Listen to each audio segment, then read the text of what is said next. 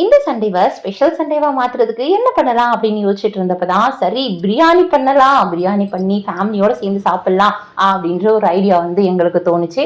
So அப்படிதான் இந்த வாரம் சண்டே வந்து நாங்க வந்து பிரியாணி பண்ணோம். நாங்க எப்படி பண்ணோம் அப்படின்றத உங்க கூட நாங்க வந்து ஷேர் பண்ணிக்க போறோம்.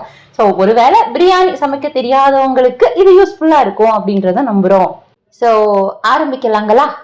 பிரியாணி பண்ணலாம்னு ஸ்டார்ட் பண்ணியாச்சு. அதுக்கு என்னென்ன பொருட்கள்லாம் தேவை அப்படின்னு சொல்லி பார்க்கலாம். ஃபர்ஸ்ட் இந்த குவான்டிட்டி வந்து எவ்வளவு அப்படின்றத வந்து செக் பண்ணிக்கலாம்.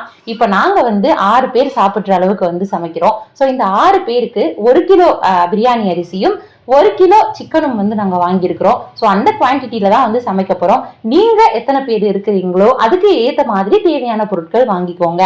இப்போ 1 கிலோ அரிசி 1 கிலோ சிக்கனுக்கு அளவா என்னென்ன பொருட்கள்லாம் வந்து நாங்க யூஸ் பண்றோம் அப்படின்றத சொல்றோம். முதல்ல 1 கிலோ சிக்கன் எடுத்துக்கணும், நல்லாவே கழுவி வச்சுக்கணும். அடுத்து பெரிய வெங்காயம் வந்து நாங்க 8 வெங்காயம் வந்து எடுத்துக்கிறோம். இதை பல்லாரி அப்படின்ற மாதிரி சொல்லுவாங்க. ஸோ இந்த 8 பல்லாரியை வந்து நாங்க எடுத்துக்கிறோம். அடுத்து 1 கிலோ பிரியாணி அரிசி. இந்த அரிசியை கொஞ்ச நேரம் வந்து ஊற வச்சாலே போதும். அதுக்கப்புறமா இஞ்சி பூண்டு பேஸ்ட் அது வந்து எடுத்து வச்சுக்கலாம். அடுத்து பட்டை கிராம்பு அந்த செட் கடையிலேயே வந்து நமக்கு கிடைக்கும் ஒரு பாக்கெட், அந்த பாக்கெட்டை யூஸ் பண்ணாலே எனாஃப் தான். அடுத்து பிரியாணி எசன்ஸ் வந்து எடுத்துக்கிறோம். ஸோ நம்ம குக் பண்ணும்போது எவ்வளோலாம் யூஸ் பண்ணலாம் அப்படின்றத நான் டீட்டெயிலாக எக்ஸ்பிளைன் பண்றேன். அடுத்ததா நெய் பாக்கெட்.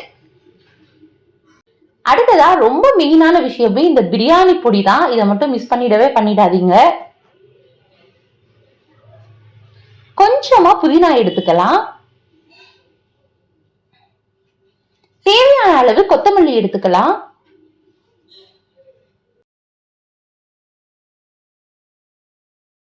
தக்காளி பழம் வந்து நல்ல ஒரு பழமா 5 பழம் எடுத்துக்கிட்டா போதும், மீடியமா இருக்கிற மாதிரி.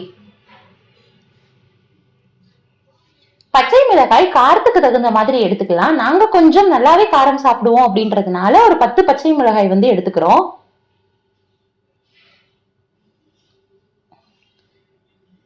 முழுசா ஒரு எலுமிச்சை பழம் எடுத்துக்கலாம். அப்புறமா தயிர் பாக்கெட். ஏன் 2 தயிர் பாக்கெட் காட்டுறோம் அப்படின்றத நான் வீடியோல சொல்றேன். சரி, நம்ம வந்து தேவையான பொருட்கள்லாம் எடுத்துட்டோம். இப்ப எப்படி வந்து நம்ம சமைக்கலாம் அப்படின்னா, முதல்ல நம்ம வந்து அந்த கழுவி வச்ச கறியை நம்ம வந்து வேக வைக்கணும். அதை ஒரு பக்கம் வந்து அடுப்புல வச்சுக்கலாம். இன்னொரு பக்கம் நாங்க முட்டையும் சேர்த்து சாப்பிடணும் அப்படின்னு நினைக்கிறதுனால இன்னொரு பக்கம் வந்து முட்டையும் வேக போட்டிருக்கோம்.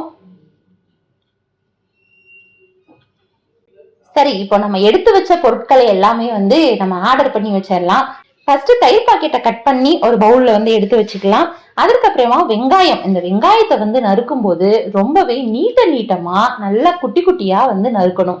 நீட்டமா குட்டியா நறுக்கும் போது நல்லாவும் வதங்கும். நமக்கும் வந்து பிரியாணி கடைசியா வரும்போது நமக்கு அங்கங்க வந்து ரொம்ப நல்லாவே தெரியும். தக்காளி பழமும் அதே மாதிரி தான் நீட்டமா குட்டி குட்டியா கட் பண்ணுங்க. குட்டியா மீன்ஸ் ரொம்ப மெல்லிசா. அதுக்கப்புறமா புதினாவை நல்லா அலசி வச்சுக்கோங்க. இந்த பச்சை மிளகாய் கட் பண்றப்போ ஃபுல்லா நீட்டமா கட் பண்ணிடாம அந்த முனியில மட்டும் கொஞ்சம் இருக்கிற மாதிரி அந்த முக்கால் கட் பண்ணாலே வந்து நமக்கு கொஞ்சம் நல்லாவும் இருக்கும். எலுமிச்சை பழத்தை 2ஆ கட் பண்ணி வச்சுக்கலாம். நம்ம தேவையான பொருட்கள்லாம் எடுத்து வச்சுட்டோம். இப்பதான் வந்து ஒரு மெயின் சப்ஜெக்டுக்கே வர போறோம். என்ன அப்படின்னா, நம்ம பிரியாணி பாத்திரத்தை எடுத்து வைக்க போறோம். எஸ், பிரியாணிக்குன்னே வந்து ஒரு நல்ல ஒரு பாத்திரம் இருக்கும். அந்த பாத்திரத்தை வந்து எடுத்து வச்சுக்கோங்க. எடுத்து வச்சுட்டு தேவையான அளவுக்கு எண்ணெய் ஊத்திக்கோங்க. நாங்க எங்களுடைய டீஸ்பூன்ல ஒரு 3 ஸ்பூன் எண்ணெய் ஊத்துறோம். இந்த தக்காளி வெங்காயம் இதெல்லாம் நல்லா வதங்கணும்ல, அதனால நீங்க வந்து கொஞ்சம் நல்லாவே வந்து ஆயில் வந்து ஆட் பண்ணிக்கோங்க. அடுத்ததா பட்டை கிராம்புலாம் வந்து எடுத்து வச்சிருக்கிறோம்ல, ஸோ அந்த பட்டை கிராம்பை வந்து நம்ம ஆட் பண்றோம். பட்டை கிராம்புலாம் நல்லா பொன்னிறமா வந்து வதக்கிக்கலாம். அதுக்கப்புறமா கட் பண்ணி வச்ச வெங்காயத்தை ஃபர்ஸ்ட் வந்து ஆட் பண்ணிக்கலாம். அடுத்து கட் பண்ணி வச்ச மிளகாயை வந்து நம்ம ஆட் பண்ணிக்கலாம். வெங்காயம் வந்து நல்லா வதங்கினாதான் ஸ்மெல்லும் வந்து நல்லா இருக்கும். அடுத்ததான் நாங்க 3 டீஸ்பூன் இஞ்சி பூண்டு பேஸ்ட் வந்து எடுத்து வச்சிருக்கோம். ஸோ 3 டீஸ்பூன் வந்து நல்லா போட்டு நல்லா வதக்கலாம். அடுத்ததா கட் பண்ணி வச்ச தக்காளி ஆட் பண்ணிக்கலாம். இந்த வெங்காயம் தக்காளி இஞ்சி பூண்டு பேஸ்ட் இதெல்லாம் வந்து நல்லா வதக்கும் போது கொஞ்சம் அடிப்பிடிக்கும். ஸோ அடிப்பிடிக்காத அளவிற்கு நல்லா வதக்கிக்கோங்க. அடுத்ததா புதினாவை ஆட் பண்ணிக்கலாம். இந்த கொத்தமல்லி தலையையும் எலுமிச்சை பழத்தையும் வந்து நம்ம கொஞ்சம் வெயிட்டிங் லிஸ்ட்ல வச்சிடலாம். அதை வந்து கடைசியா ஆட் பண்ற மாதிரி இருக்கும். எல்லாத்தையும் ரொம்ப நல்லா வதக்கிக்கோங்க. எல்லாம் நல்லா வதக்குனதுக்கு அப்புறமா இந்த கறியை வேக வச்சிருப்பீங்க இல்லையா, ஸோ வேக வச்சுட்டு இருக்கும் போதே நம்ம அந்த தண்ணியை வந்து கொஞ்சம் வடிகட்டி எடுத்து வச்சுக்கணும். அந்த கறியை மட்டும் தனியா இதுல போட்டு நல்லா ஆட் பண்ணிக்கோங்க. அடுத்ததா பிரியாணி பொடியை வந்து நம்ம மிக்ஸ் பண்ண போறோம்.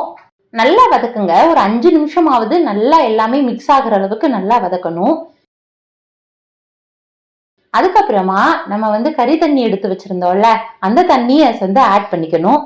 இப்ப பொதுவா குக்கர்ல நம்ம எப்படி வைப்போம், 1 கப் அரிசிக்கு 2 கப் தண்ணி வைப்போம்ல, ஸோ அதே மெத்தட் தான் வந்து இதுல யூஸ் பண்ண போறோம். ஸோ எங்களோட செம்புல வந்து 3 செம்பு தண்ணீர் வந்து பிடிக்கும். ஸோ நாங்க வந்து 3 செம்பு தண்ணி ஊத்திக்கிறோம்.